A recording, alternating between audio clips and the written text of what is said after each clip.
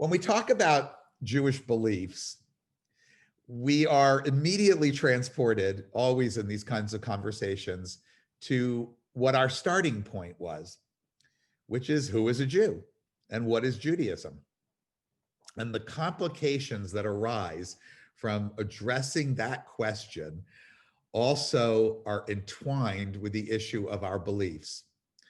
So what we're going to do tonight is make a 5,000-year journey around the globe and around our people's various explorations of what it means to be Jewish. And it's going to be a whirlwind.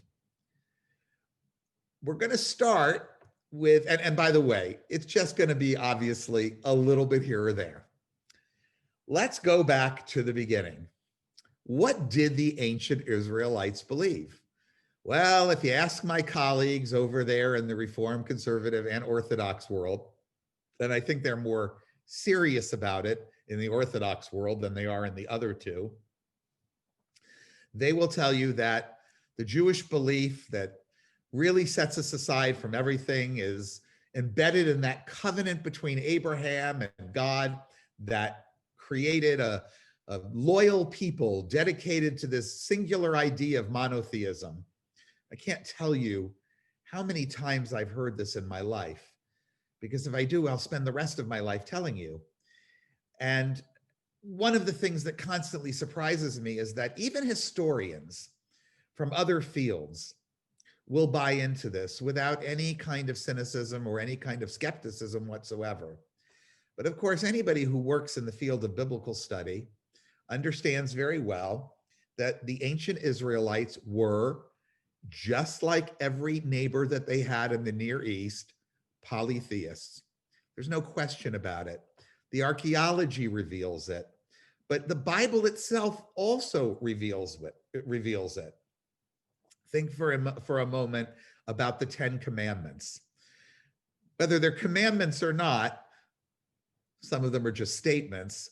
Clearly, the one that says, I am Yahweh, Adonai, if you will, your God, you shall have no other gods before me. Well, you can hear that a number of ways. You can hear that as, you'll have no false gods before me or aside from me. Or you can hear it the way that it was undoubtedly intended in the beginning, which is, all those other gods are not for you. I am for you. The Bible has an overall imprint, editorial hand, a final sort of understanding and internal interpretation of being a monotheistic text.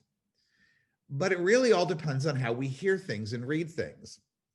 So for instance, if you grew up in any kind of conventional synagogue, you undoubtedly heard the words to the Micha Mocha reading. Who is like you, O God? Micha Mocha Ba'elim Adonai. That's probably the most popular tune. Who is like you, O God? Ba'elim, among the gods. Who is like you, Yahweh, among the gods? Now, the Reformed prayer book and the Orthodox prayer books all have some version of a translation that says, who is like you among those phony gods or those gods that everyone else worships? But that's not what it says. It says, among the pantheon of gods that exist in the world, you, Yahweh, are the best. We do not have any evidence of that kind of monotheism existing back when the Jews were purported, of course, it didn't really, to have crossed the Red Sea and afterwards sing that song, or even in later times where some of the history is a little bit more supported by external evidence. In fact, while we don't know exactly when that great divide between polytheism and monotheism was crossed, it's clear that it happened in stages. Those who have taken some of my ancient Israel courses or Bible courses have looked with me. In fact, we did it just a few weeks ago in our Saturday morning class, have looked at some other extra biblical texts. For instance, the Moabite stele, which is from a people that were neighbors of the Israelites some 2,800 years ago. and who had erected in a victory kind of statement, that's what these stelas were, large monumental stones with all kinds of words on them, praise to their god Chemosh. And everything that it says about Chemosh indicates that they felt very much about Chemosh the way we felt about Yahweh. But nowhere does it indicate, just as the Bible doesn't, that Chemosh was alone in the world, only that he was the most important for them.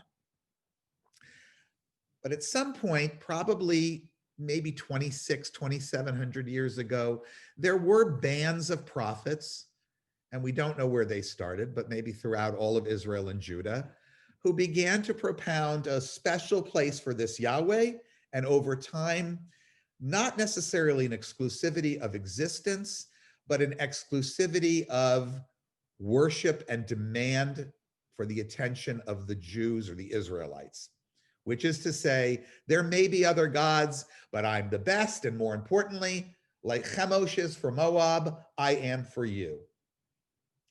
Over time, this idea transformed from monolatry, what I just described, the idea that there is one God for us that does not discount the existence of gods for others, into an exclusivity of God in the universe. And this is really monotheism.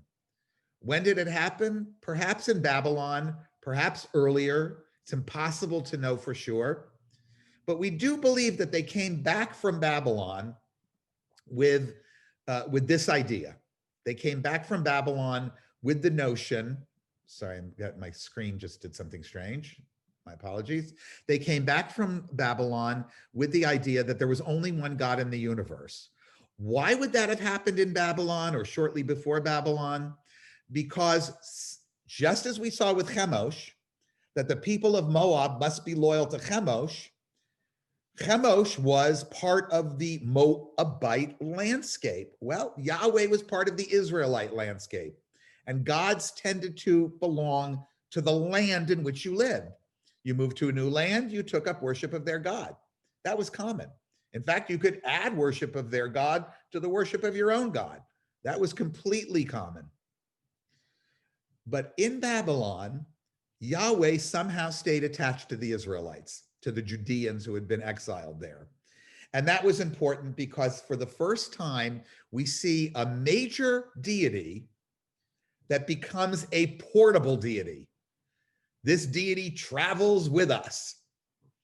And that was crucial to retaining the identity as Jews, as Israelites, as what have you, whatever they were calling themselves, while they were out. It created problems, though. For instance, now you have this incredibly powerful monotheistic God. All the other gods are at best angels or discountable in every way. And yet you still have this theology that your relationship with that God is special. And I always describe it like this. We have one universal God, the creator of all that ever was and all that ever is, that created every person on the earth, but he loves us best. This is where chosenness comes from, and this is why that idea continues to be problematic today. But on the other hand, granting this kind of God's existence does give a lot of other people an inroad to that God. And indeed, that's what we saw. We had two in particular, Christianity and Islam and all their various permutations, who worked very hard to build highways to that God that pushed us out of the way. It's not a coincidence that both of those religions and all of their denominations and sub-religions are supersessionist. The Jews, having been first, it was very hard to claim that our version of God superseded theirs. And so we tried to simply say they had the wrong idea, or we came up with other excuses. Well, they have more or less the right idea, but we're still loved more. And arguments about chosenness continue to this day. from the Orthodox rabbi in Israel who may claim that it comes with a sort of genetic superiority that exists, that belief exists, to the Reform or conservative rabbis who will say, well, you misunderstand it. Today we must look at chosenness as being choosingness.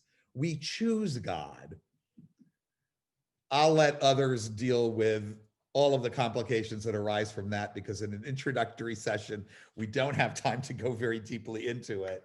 But I'll move on at this point to permutations of this Jewish monotheism and all the outgrowths that came out of it, beginning with just a brief mention of the holiday that passed not too long ago, Hanukkah. Hanukkah is a great illustration of the ongoing struggle of some Jews to redefine and re-understand their Judaism. And in fact, as you are well aware from your own studies, I think, and I certainly mentioned it when we talked about holidays, the story of Hanukkah is essentially a civil war between Jews who had a very universalistic idea of Yahweh, who really saw all religions being expressions of the same thing, and saw no contradiction in erecting a statue to Zeus in the holy Jewish temple, because it was merely a representation of universal power. And those Jews who were much more little o Orthodox, as we would say at the time, and who denied the cosmopolitanism and this sort of globalism or proto-globalism of these Hellenistic Jews, who were inheriting this from the great change that the world had undertaken, at least their part of the world, but that was the known world to them, when Alexander the Great had conquered all of the Near East in 333 BCE. After the return from Babylon, in addition to these Hellenistic beliefs that come about in the 4th century due to Alexander the Great, we do have other kinds of ideas about God that begin to spread. I'm not going to go into them very much at all, because they never really solidified. But just because it's an introductory course, if you're interested in some of these, I would point you to the wisdom literature that's found in some of the extra biblical works that the Christians have preserved in many cases, or the Proverbs in the Jewish Bible. And these are sort of quasi-Hellenistic, quasi-Greek kinds of belief systems, or the belief system of Kohelet, Ecclesiastes, which Rabbi Wein and I share in common as our favorite book of the Bible, because it really is the most humanistic, not in the sense that it denies the existence of God, it just denies his importance in any of this. The next time that we really encounter a strongly and firmly rooted kind of Judaism is in Rabbinical Judaism. Now, we covered that earlier, so we're not going to spend a lot of time on it. And I explained to you what the oral law was and how that functions. And I think we even made a little bit of a foray into some of the challenges to Rabbinical Judaism. Just to remind you, Rabbinical Judaism was the product of the second to 1st century BCE, and really moved to the forefront in the 1st century CE, and continued to grow, and is responsible for almost every kind of Judaism that exists today, primarily through the written versions and all of the commentaries on them of the Mishnah, the Talmud, which embeds the Mishnah, and all of the lore that constitutes the Midrash, etc. But they certainly became the dominant group. But that doesn't mean that it was the end for new permutations of Jewish beliefs. We did mention in that early session the Keraites. The Keraites were a group of, they began in the 8th century in Persia, actually, and I guess you could call it Babylon. And these were challengers to the rabbis. Some historians believe that at some point they may have been as much as 40% of the believing Jews on earth. We have no way to substantiate that. We have no idea, but we do know that they were pretty vocal, and that what was important to them was overthrowing what we would call in English, and they called in their own language, rabbinism, this idea that the rabbis were speaking for God through the oral Torah, which was, as you'll recall, revealed in its broad dimensions to Moses at the time he received the Torah. The Keraites said, no, that's silly. That's not the Torah. That's something made up by these rabbis. And they tried instead to produce a strict literal interpretation of what the Torah called for. Of course, this is impossible. Anybody who studied the Torah in modern times knows that the interpretations are extraordinarily difficult to put into practice. I'm sorry, the laws are extraordinarily difficult to put into practice without interpretation. And they sort of wound up with their own version of it. But they did fight about a lot of things. And to this day, there are some Keraites in the world. I've been told there's a somewhat sizable community still in Los Angeles. And I know they have at least one community in Israel. There was one in Egypt, I think, up until the Six-Day War, but they're primarily gone. But this was, as you can see, a fight that many Jews were willing to have as to whether or not Rabbinical Judaism, the whole corpus of everything that we identify as sort of standard conventional Judaism, albeit from the most traditional legalistic standpoint, that all of this was illegitimate. We see this idea pop up again in an entirely different context that we're going to talk about shortly after the Enlightenment with the birth of the Reform movement. But it gives you, again, a sense of the variety and the lack of true orthodoxy. And now I mean that with a little o. Let's not get confused with the movement that's called Orthodoxy. By the way, they didn't name themselves. They never loved that name. The Orthodox to this day sort of begrudgingly use it. But naming things in Judaism, it's like in anything else. You take on the name that others apply to you quite frequently, and that becomes who you are. As we move through time, we see all kinds of permutations of this monotheistic approach, of this Rabbinical Judaism. At some point, the Keraites clearly do not succeed, but that doesn't mean that there aren't other attempts within Rabbinical Judaism to create new, fresh understandings. There are movements that are rationalist, and there are movements that are mystical. We particularly see these begin to emerge in the 9th, the 10th, 11th century into the 13th century CE. Now we're on our side of the timeline. In Spain, quite frequently in Spain, and in the Sephardic world after the events of Spain forced people out of that country, which doesn't only happen in 1492. It's an ongoing process as the Christians retake the Iberian Peninsula. Hopefully most of you are familiar with that history, at least in its broad outlines. Probably the most emblematic figure in the rational philosophical approach to Rabbinical Judaism was a man named Maimonides. He did not know himself as Maimonides, that's Greek, but his name was Moses ben, son of Maimon. And Moshe ben Maimon, or Rabbi Moshe ben Maimon, is more frequently called in the Jewish world Rambam, or the Rambam. It's part of this fun with phonetics that we have, fun with phonics that we have when we create our endless number of acronyms that Hebrew provides. So you simply take the first sounds of his words and throw a bunch of ahs under them, and you wind up with Rambam.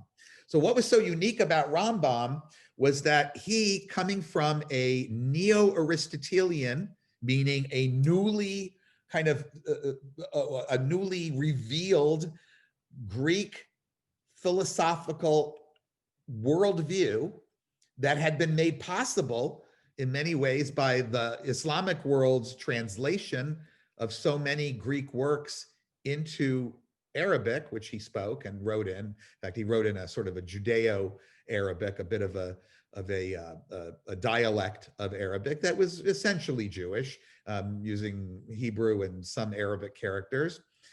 And his point of view was one of the necessity of scripture to align with the science that he understood. Now, your poodle, I saw a Chihuahua here. Ren, you have a Chihuahua, right?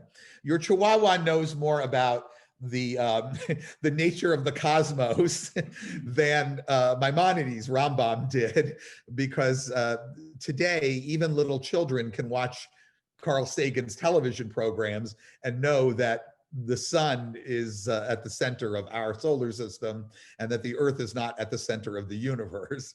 But back then in the Aristotelian system, which they believed to be at least as much as possible a rigorous system, he believed these things. But nevertheless, they were the science of his time. And in order to reconcile the science of his time with scripture and with Judaism, he had to take some pretty radical steps. So when, and I hope the day comes that you have the opportunity to learn a little bit more about this medieval rationalist point of view, particularly Spanish Sephardic rationalist point of view, you'll discover, for instance, that he was a skeptic of miracles. He did not believe it was possible for God to interfere in the natural order. What does he do with that? Well, just to give you a hint of how this works, he'll claim that the miracles were created at the time of the creation and sort of implanted like little booby traps that would explode, just when you needed it. The river the sea would divide just when you needed it. Of course, it's silly, but it was an attempt at a rationalist kind of point of view. There are indications that many of the principles of Jewish life and law were not necessarily as highly respected for him, for himself and others at his lofty level. That the laws, he probably believed, were written for everyone who was stupider than him. And that was everyone, in his opinion, except maybe the guy that he wrote his philosophy book for. To this day, you will find his law books, the Mishnah Torah, it's called. It was one of the first great attempts to codify Talmudic law. You'll find them in every yeshiva. It did not become as powerful a work as the Shulchan Aruch, which is the one you've heard of, which is a much later work, because in his arrogance, he was the smartest guy always in every room. He didn't really cite where he got all the rules from, but it's studied like crazy. What's not studied is his Guide for the Perplexed, which was burned after he died by many Jews on account of being heretical, and which he wrote in kind of a secret code where he placed things in weird orders. He claimed that the Torah, the Bible, but the Torah in particular, was metaphorical. It happened, but God set everything up at creation so that it would happen in such a way to teach us a lesson.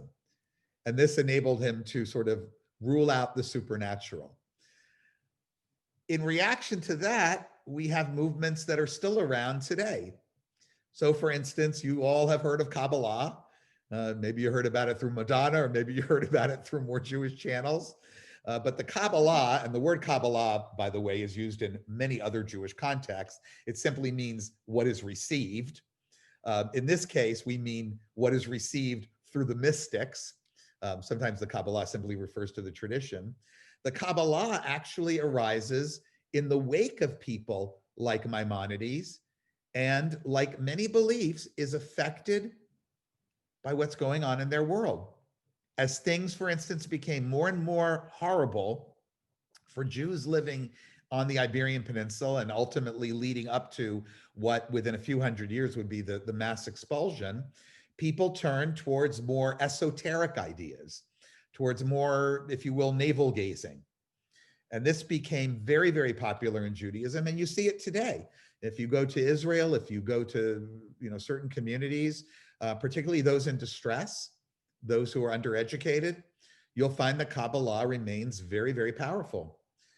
Probably the most famous mystic, and mysticism has a longer tradition than this. There is mysticism in the Talmud and so forth, but the version of mysticism that you're familiar with that's called Kabbalah, in shorthand, probably came to its greatest dominance in the mid to late 13th century CE as a result of the circulation of a book called the Zohar, which really means like the shining light. The Zohar is one of these books that is attributed to an earlier rabbi. So to this day, you will find many traditional Jews who are convinced it was written by Shimon Bar Yochai, who was one of the rabbis of the 2nd century CE. But indeed, it's 1,000 years later from that. And it's not difficult for us to know that because we have lots of evidence, including the Aramaic that it's written in, which is a very stilted, very, very difficult to understand, very non-spoken kind of style of Aramaic. And from this grew all kinds of outgrowths of this type of very spiritual, less legalistic, more communing with God through prayer, but also through meditation and just the doing of mitzvot. And it's to get into it very much of not being the kind of person, obviously, as a humanistic rabbi who's drawn to it at all. Is difficult for me even when I've tried to teach classes about it, which I've never successfully done. Probably the most famous heirs, there are 2 of them, the most famous heirs of the Kabbalists, of this particular medieval school of mystical Jewish thought, would be the Lyrionic Kabbalists. These are named after a rabbi in the 16th century named Isaac Luria, but are particularly famous for having having created a little bit of a mystical train to Israel. And made, as we would say in modern parlance, made aliyah, went and immigrated to Israel and settled in the city of Tzfat, which is way up in northern Israel on a mountain. They are still very dominant up there. It's, by the way, a can't miss when you go to Israel, and you can go into all of their synagogues, their mystical synagogues, and experience that. And it's really a really wonderful place to go visit. And their other great heirs were the Hasidim. So now we'll skip over, we've now from the 16th century, we'll skip over to Europe. Now, when we talked about the wanderings of the Jews, we spoke about how the Ashkenazi Jewish population, which is where we're going to spend most of the rest of our time tonight, the Ashkenazi Jewish population, which had been very small and rather insignificant when compared to the Spanish-based and all the outgrowths and other communities that grew out of the Spanish-based community, had really grown to something quite enormous. It's the reason why most of us descended from Ashkenazic Jews. 90% of the Jewish world was Ashkenazic at the beginning of the 20th century. That's changed quite a bit due to the birth of the state of Israel and what happened there with the flourishing of Jews from all over the Eastern world. But this is really where so much of the remainder of what we're going to talk about originated, because most of the Jews were there. And the most famous of the mystical movements that was established there was founded by a rabbi named Israel ben Eliezer, who, if you've ever heard about him, you probably heard his name as the Baal Shem Tov, the owner or master of the good name being God's name, the one who could communicate with God this way. And he founded an approach to Judaism that was, like the precursors in Spain, an answer to the suffering and an answer to so many other problems that they had, both from the non-Jews and from within their own community. And we call it today Hasidism. You'll notice when you study the Jewish timeline, you'll see that there were other Jewish groups that had been called Hasidim before. A Hasid is simply someone who's very pious. That's what the name means. But from the 18th century on, Hasidim are, and the word Hasidism in English is associated with this group, and they were radicals. They were absolute radicals. You would not hardly even know that today. Today, they seem like the most frozen in time of all of the Jews. They and their colleagues who are also from that kind of time that I'll talk about in a moment. But in fact, the Hasidim were truly rebels. They went out into the forest with him. They listened to his stories. They danced through the night. One could say even howling at the moon. They elevated ceremonies like the new moon ceremony, so that's actually not an incorrect statement. They rebelled against the handcuffs that had been put on Jewish study that had resulted in so much ultra legalism at the expense of spiritual release. And they really were a problem for the rabbinical establishment. They abandoned their yeshivas. After the Baal Shem Tov died, they split into different groups. I can't say much about them today because it's a whole class in and of itself, but they all, including today with a couple of notable, really notable exceptions, continue to surround themselves, or to build their groupings on a charismatic central grand rabbi, usually referred to in Yiddish as the Rebbe. These Rebbes were all claim descent, spiritual or otherwise, from Israel ben Eliezer, the Baal Shem Tov, and continue to revere him. And interestingly, they continue to be very mystical in their core beliefs. Now, we see them when we call them ultra-Orthodox, and it's not incorrect that they are ultra-Orthodox. I mean, that's a word that America made up, but it doesn't really fairly describe them because they're not the only ones wearing those black hats and those black garb. But when you see them on a Shabbat or at some other special occasions, that's when you can start picking them out, because they're the ones with the fur hats in many communities. They're the ones that are going to be wearing the long white flowing robes, and on and on. They're the ones with the white stockings.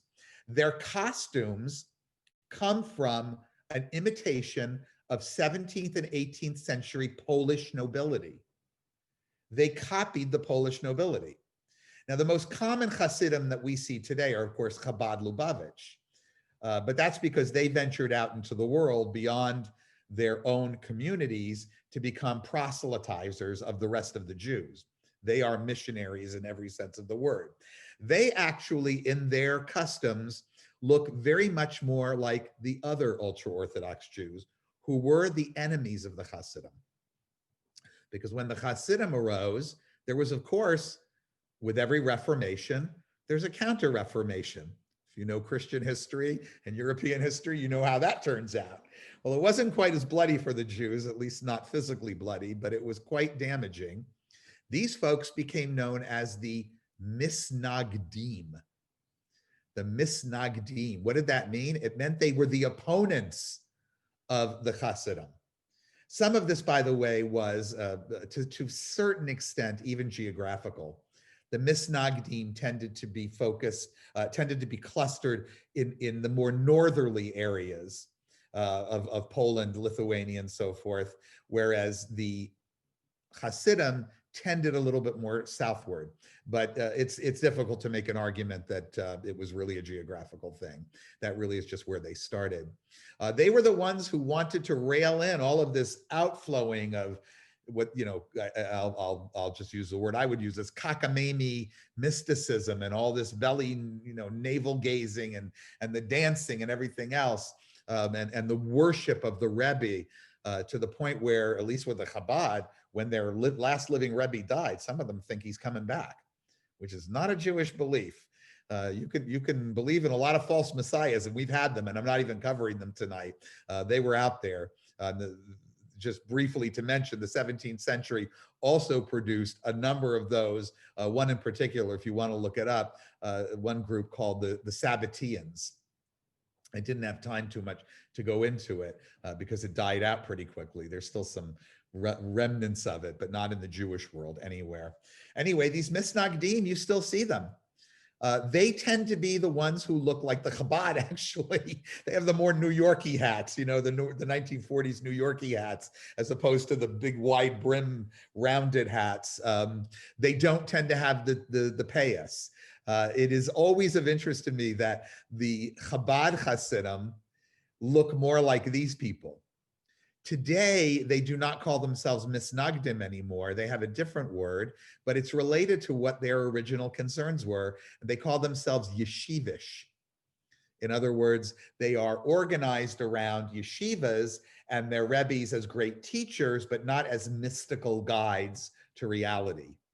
And of course, there's a million different ones. I once counted up, there were it was something like several hundred different groups of Hasidim. The yeshivish don't really break down that way. Their organizational system is much more what we would expect, where you join a synagogue or you become part of a yeshiva or what have you. All together in modern times, we call these ultra-Orthodox Jews Charedim.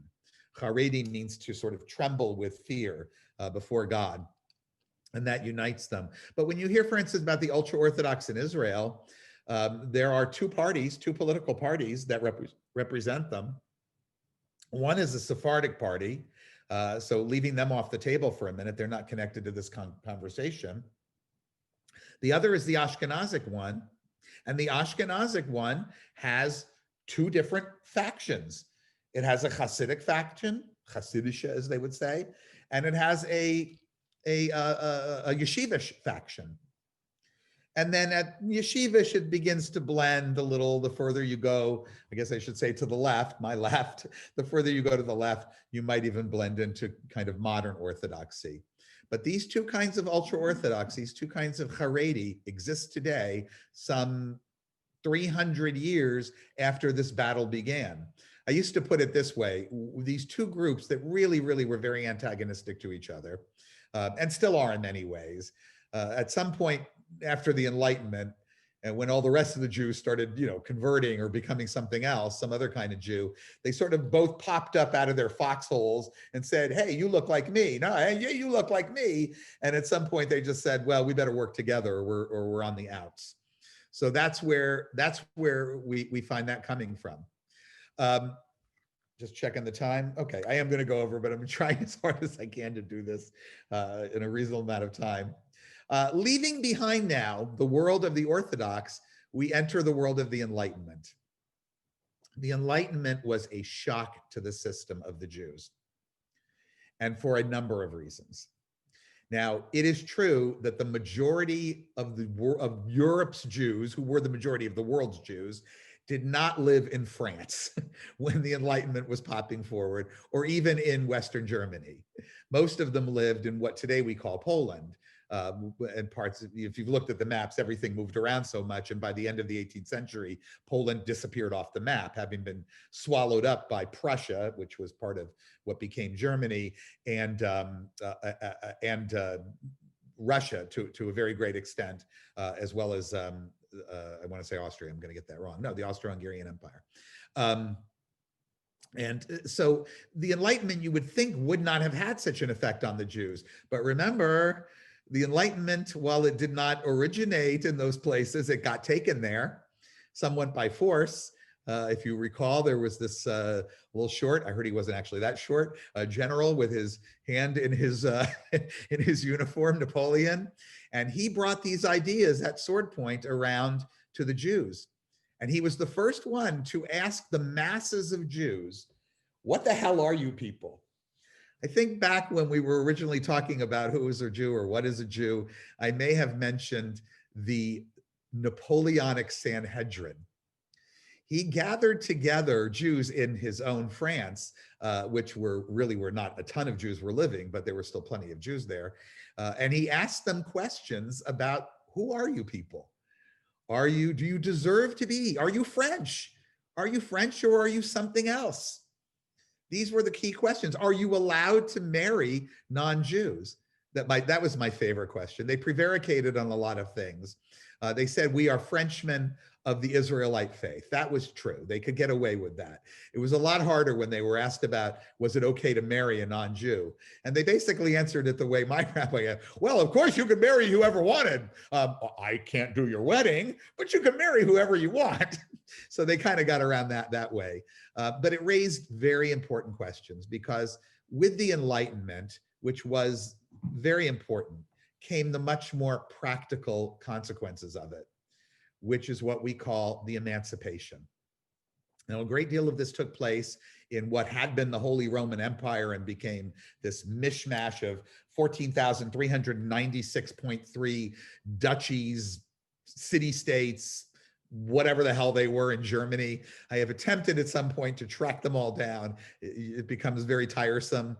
But the emancipation was an important an important element in all this. And what did that mean? The Jews stopped being under the special protection of a duke or a king or the church or whatever it was, living there by charter, and were offered in many, many places, beginning with I'm going to get the name wrong, so I'm not going to tell you. One of the Fredericks in Prussia were offered citizenship.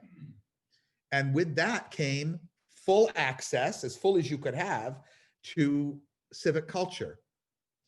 But that didn't mean society changed overnight. And so Jews also began to seek to assimilate. Much of this was a very natural process. And I don't mean assimilate by throwing out their Judaism. That wasn't their immediate thing to do, but simply they wanted to be like everyone else. And indeed, while there was emancipation, in order to achieve a lot of things in life, you had to overcome the anti-Semitism or even the restrictions that were still in place. So Jews would convert very frequently to Christianity. A crisis began to take place in the 19th century. And this is where, again, as it did with rationalism and the exposure to Greek ideas coming from the Islamic, their own kind of enlightenment, and as it did with the suffering in the Iberian Peninsula or in Europe, producing a great rise in mysticism, the same thing happened again.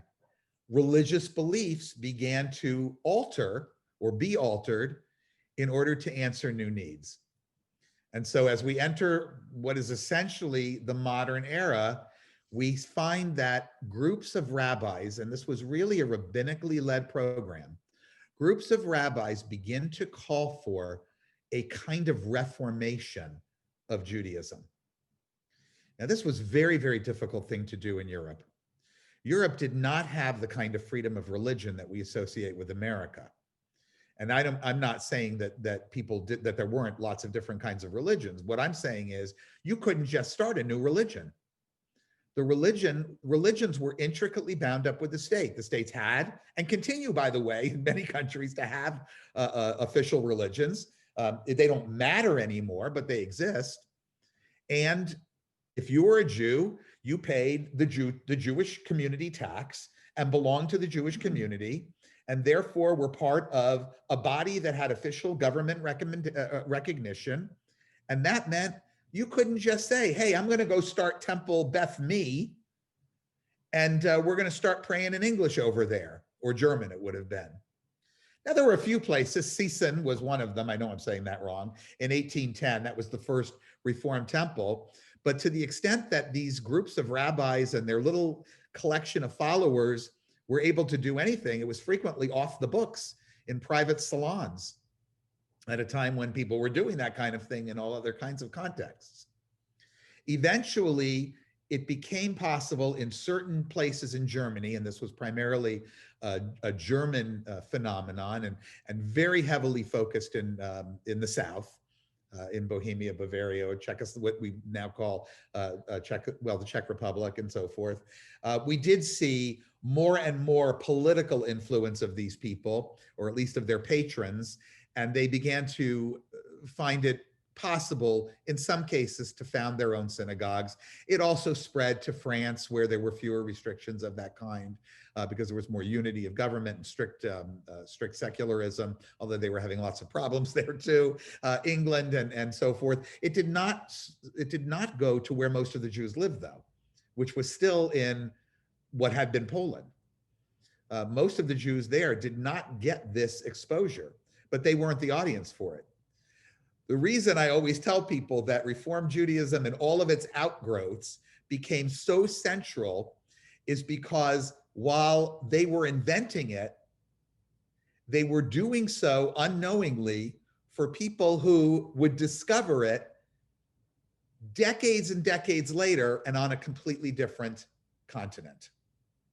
And in fact, what happened is in the 1840s, after the failed revolutions that occurred, mostly failed revolutions that occurred all throughout Central and Western Europe, many Jews began to leave there. And that included many of these rabbis. What were they propounding? Well, they wanted changes in worship that made it more decorous, more Protestant, if you will. Not the, you know, that kind of davening. Davening, by the way, means praying. This is called shuckling. Without the shuckling and the chanting and all that kind of stuff that you still see in Chabad and in other easily accessible Orthodox congregations. They wanted sermons in the vernacular, not just a little Devar Torah, a little word of Torah delivered in Yiddish or in Hebrew. They wanted translations of the Bible. One of the earliest reformers, and he was not really a reformer, although he's given credit as sort of starting this movement, was the late 18th century Berliner Moses Mendelssohn. His radical reform was to translate the Torah into German.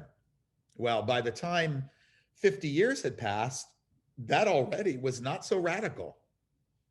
But things like mixed seating in synagogue and temple, even the word temple was part of their revolution. Why did they come up with this word temple?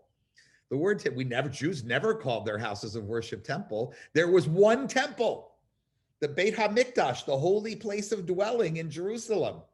That was not a word Jews would use, but they said, nah, we don't want to go back there.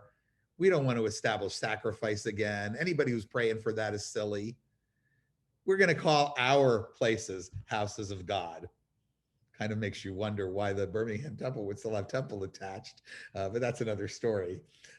They wanted organs and choirs and all of the things that the Protestants had. Their rabbis frequently would even wear collars, like the priestly collars of the Catholics, but also the Anglicans or what have you, as it would in England. That even came over to America. Ultimately, it was so difficult to really get reform, and I'm speaking with it a little r now, any kind of reformation of Judaism implanted in Germany. And after 1848, with all of the counter modernity that began to sink in, you sort of see echoes of it in our society, you know, progressives versus these conservatives. The conservatives have these so-called romantic ideals of blood and soil and attachment to the land. It was not such a happy place for Jews in the mid 19th century in emancipated Germany and other places. And many of them came here. My great grandmother on my mother's side was a third generation Jew already, because her family had come over here in 1851 or two. That was, by the way, the second great wave of American immigration. Here, they found what we call in religious historiography, we call Congregationalism, which meant you want a church, start a church. You want a temple, start a temple.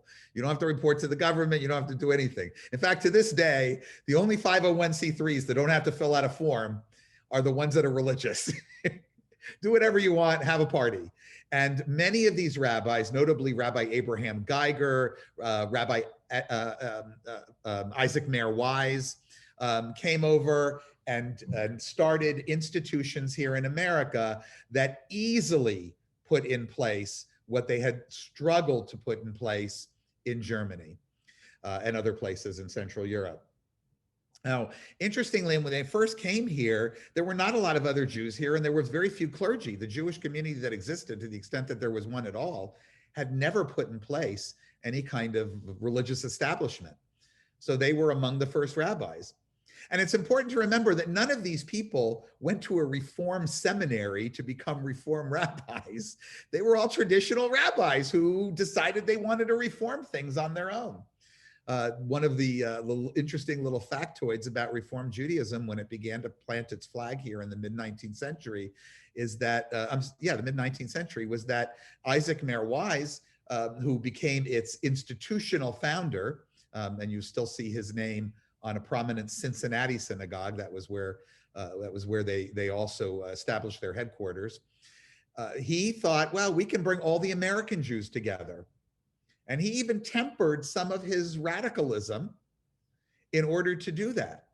He tried to join together with other more traditional Jews who who he felt that in the new spirit of this new land and the freedom and everything else might be able to align with him. It did not work out, but you could still hear echoes of it in some of their names. The Union of Reformed Judaism was, until just 15 years ago or so, well within our lifetime, used to be called the Union of American Hebrew Congregations. That's because one of the things these guys like to do is call themselves Hebrews and Israelites. That sounded classier than Jew. So that was one reason. But it was an attempt to unite all the American Hebrew congregations under one banner. It did not work out at all. And ultimately, they founded a college. Their Hebrew Union came up with a Hebrew Union College. I went there. It's still called that today. In 1885, they published what became famously known as the Pittsburgh Platform, which laid out what their quite radical beliefs would go on to teach for many decades. They rejected most or quite a bit of Jewish ritual. They said things like, we recognize in the Mosaic legislation, in other words, the rabbinical law, a system of training the Jewish people. These were training wheels. We don't need them anymore. We will only adopt those traditions and rituals that enhance modernity. And that meant, as they said, rejecting all such Mosaic and rabbinical laws as regulate diet, purity, and dress. Anything that fails to impress the modern Jew with the spirit of priestly holiness. They rejected the idea, and this brings us back to our first class, of the Jews as a nation, defining Jews as members of a religious community, saying that we therefore expect neither a return to Palestine nor any restoration of the laws concerning the Jewish state.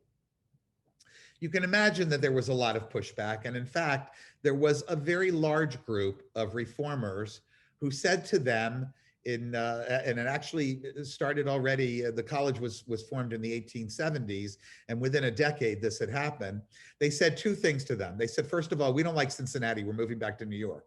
And that may not seem so radical, but at the time Cincinnati was the Jewish city, and New York was only kind of beginning to look like it might be. The other thing they said is, you've taken this too far. We want to conserve more of our Judaism. And you can hear it right there.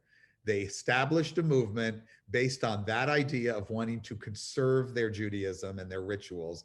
And they wound up being called Conservative Judaism, which to this day remains the worst named movement of any religion anywhere, because they are not very conservative. They are quite progressive. But they were conservative in the sense that they did not reject rabbinical rules. They decided that they would hold all rabbinical legislation, the halakha, Jewish law, as binding, but subject to review. And that subjection to review may very well continue to be a big drag on them, because it has continued to limit them. It limited them first from ordaining women rabbis, because though the Reform movement took a long time doing this, they did admit their first woman rabbinical student in the 1960s, whereas it took until the late 1980s before the conservative movement did, opening up to gays and lesbians, and to this day, opening up to performing or participating in any way in intermarriages for their rabbis. Ultimately, they did go to New York, and they became the most important movement in Judaism for quite some time. The Germanic nature and all that sort of rejection of religion, that did not suit the Jews who were about to arrive in America.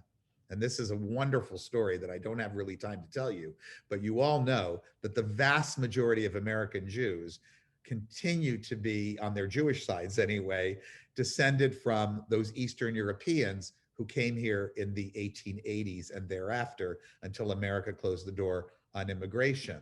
They were maybe not so interested in being Orthodox anymore, And we used to joke about the great tefillin dump. If you sent a scuba diver around the waters of the Statue of Liberty, how many tefillin you might find there. But they were not necessarily ready to surrender their Jewish identity to a bunch of bareheaded, German-speaking rabbis who prayed out of a book primarily in English that was almost indistinguishable from some books of common prayer that the Protestants might have been praying from. So in the formation of the conservative movement, they actually found their great power in attracting these people. Just as a little aside, they founded a seminary called the Jewish Theological Seminary of America. It flopped, it ran out of money, and when they went to seek to reorganize it and bring it back to life, they didn't have conservative Jews to turn to. There were none. They turned to the wealthy Upper East Side German Jews, who by then, and their names you would recognize, you could read the masthead of the New York Times, you'll see some of them, Ochs and Sulzberger, those kinds of people. And they said, look, if you will establish our seminary, we will reach out to those Jews on the Lower East Side and we'll Americanize them without scaring them to death. And the German Jews said, yeah, you know what? We've been gone from Germany a long time. We don't want those schmutzy Jews. Yeah, you go ahead and do that. You Americanize them and still tell them they can't eat kosher, that they can't eat pork, and we'll wait for them until they get into better businesses, and we'll be here. And that's how conservative Judaism essentially grew to be the largest movement in America into the 1950s. That changed because Reform Judaism began to become very traditional already in the 1920s. And that was the next big reformation that happened. The Reform Judaism that I've described to you, of lacking in tradition and so forth, really gave way in the 1920s already to a Reform Judaism that begins to look more like what we see today, where the distinctions between it and conservative Judaism are more or less theoretical. Most people who go to a conservative synagogue live their lives according to the principles of Reform Judaism, which is to say, you make your own choices. Tradition is recommended, but you make your own choices, to the point where I've long felt very safe in saying that there are really no conservative Jews anymore. There are conservative rabbis, and there are Reform Jews who belong to conservative synagogues. Now that's maybe unfair because they wouldn't self-identify that way, but that is who they are.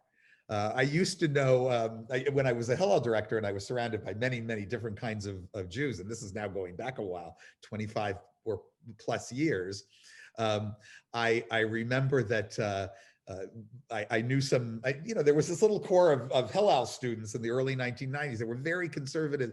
And I used to ask them, how many people in your congregation are like you guys? It says, oh, 20 families. Everybody else is not like that. They do what they want, and they come to the shul and they do what the rabbi says to do when they're in the shul. And otherwise they don't worry about it too much.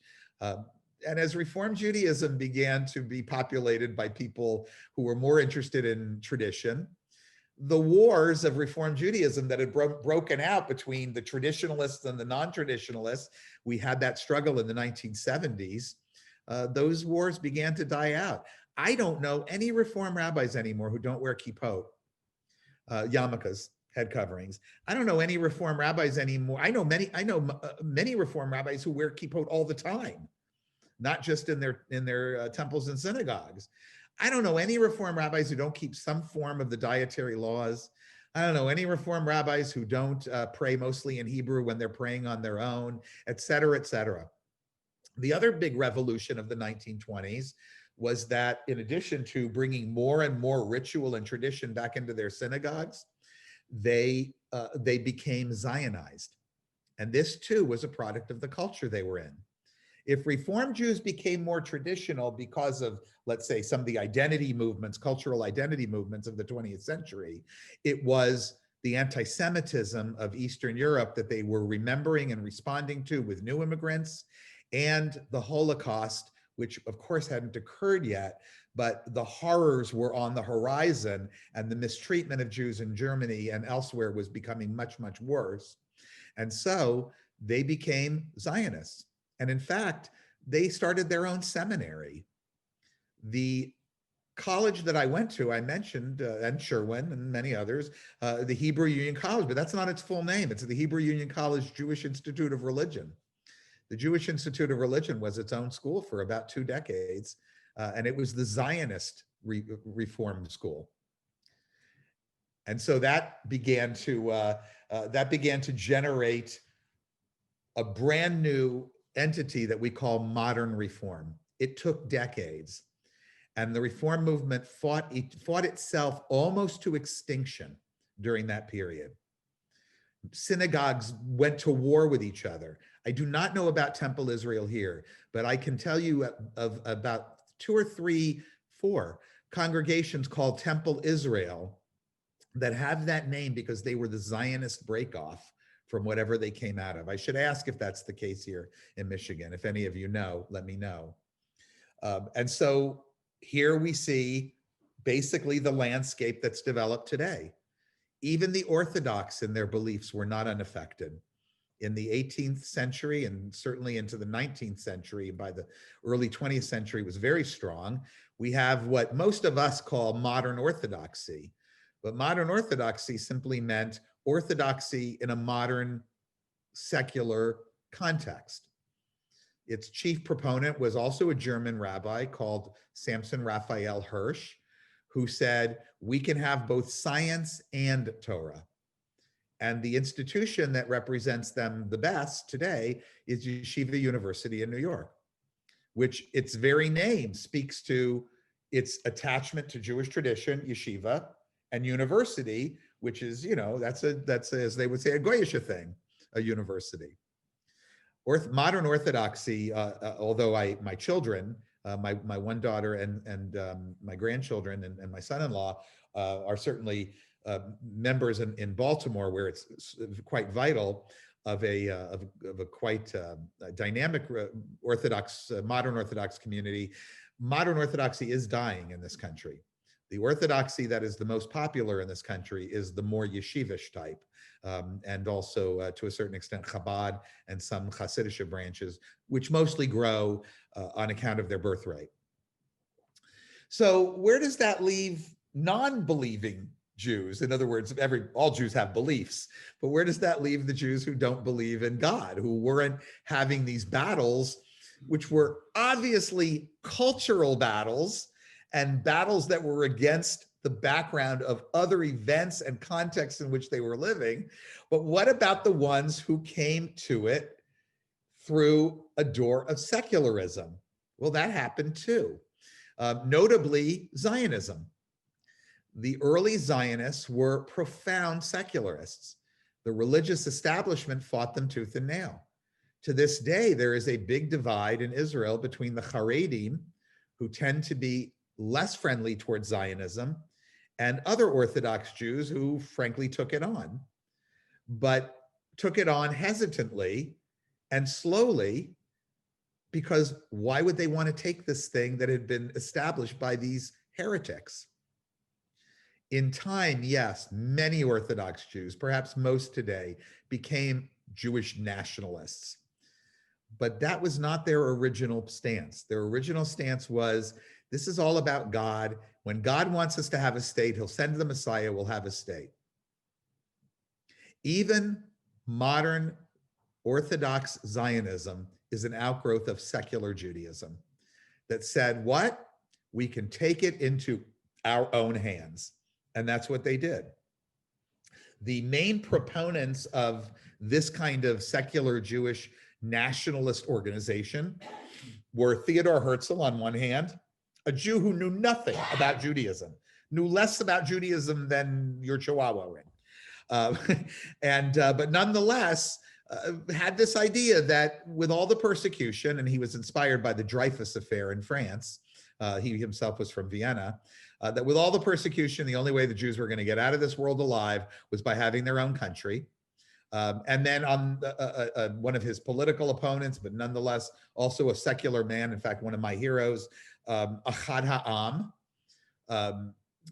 originally named Ginsburg, meaning just one of the people, who was less of a statist Zionist and more of a cultural Zionist.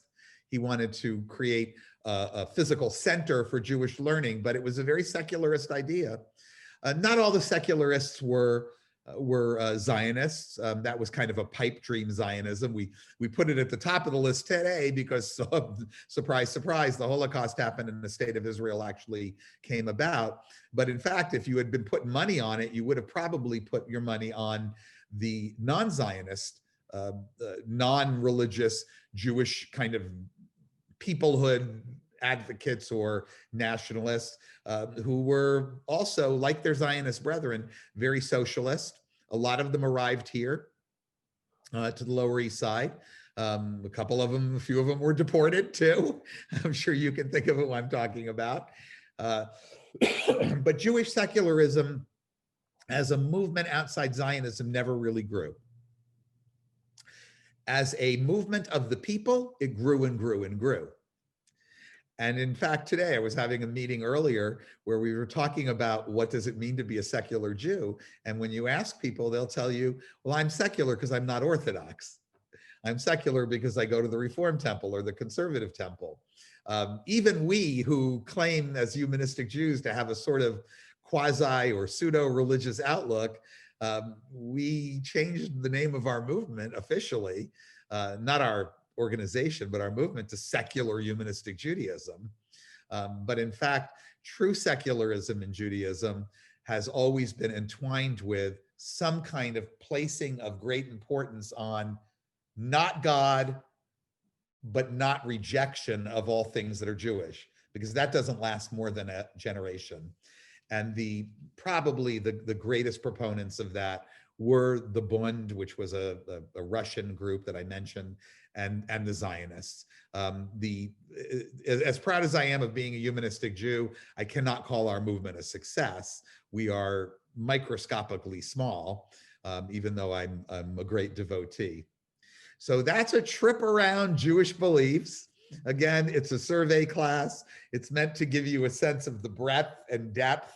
And as you can see, from going all the way back to our polytheistic origins to right now at this moment, the various kinds of Jews who believe this, that, or the other, from mysticism to rationalism to humanism to reform and conservative conceptions of God, and all on down the line. It's been a roller coaster, and it undoubtedly will continue to be, because we will always be tossed here and there by the cultural conditions. And that leads us to, I believe, next week, 2 weeks from now, when we're going to talk about, I took this name, of course, from Northern Ireland, the Troubles. We certainly have had our share of them, and I'm going to condense probably what's a 10-session course that I actually taught a couple summers ago on the history of anti-Semitism. I will condense that down to one session where we will look not at the highlights, but at the lowlights of what it's meant to be Jews in non-Jewish worlds.